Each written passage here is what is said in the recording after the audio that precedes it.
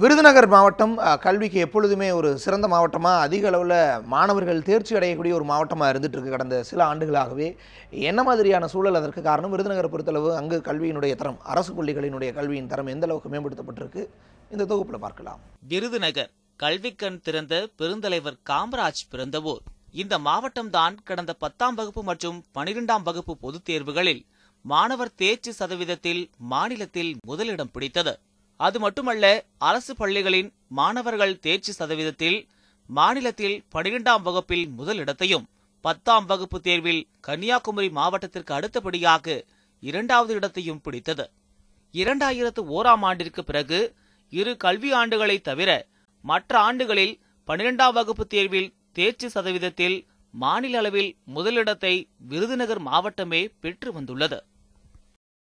10ஆம் வகுப்பு 12ஆம் வகுப்பு பொதுத்தேர்வில் விருதுநகர் மாவட்டமானது தமிழகத்திலே முதலிடத்தை பெற்றுள்ளது. உண்மையிலேயே பாராட்டத்தகுந்தது. இதற்கு முக்கிய காரணம் இங்கே கூடிய ஆசிரியருடைய முழு அர்ப்பணிப்பு, தலைமை ஆசிரியருடைய ஒத்துழைப்பு, பெற்றோர்களுடைய கூட்டு முயற்சி, மாணவர்களுடைய ஆர்வம், இவற்றையெல்லாம் சேர்ந்த ஒரு கூட்டு முயற்சி தான் இந்த வெற்றிக்கு முழு காரணமாக அமைந்துள்ளது. மாவட்ட கல்வித்துறை அதிகாரிகள், ஆசிரிய பெருந்தகைகள், மாணவர்கள், பெற்றோர்கள் ஆகியோரின் கூட்டு முயற்சியே அரசு பள்ளிகளின் மாணவர்கள் தேர்ச்சி சதவீதத்தில் தனியார் மெட்ரிக் பள்ளி மாணவர்களின் தேர்ச்சி சதவீதத்தை மிஞ்சக்கூடிய சூழல் ஏற்பட்டுள்ளது. நடந்து முடிந்த 12ஆம் வகுப்பு தேர்வில் விருதுநகர் மாவட்டத்தில் 38 தனியார் மெட்ரிக் பள்ளிகள் 100% தேர்ச்சி என்றால், அதைவிட 2 மடங்கு, அதாவது 76 அரசு பள்ளிகள் 100% தேர்ச்சியை பெற்றுள்ளன. 2 வருடங்களாக 100க்கு 100 தேர்ச்சி விகிதம் கொடுத்து கொண்டு இருக்கிறது. அருகிலுள்ள தனியார் பள்ளிக்கு நிகராக போட்டி போடும் அளவுக்கு நல்ல நிலையை அடைந்துள்ளது. இதனால் மாணவர்களின் சேர்க்கையும் மிக அதிகமாக வந்து கொண்டிருக்கின்றன.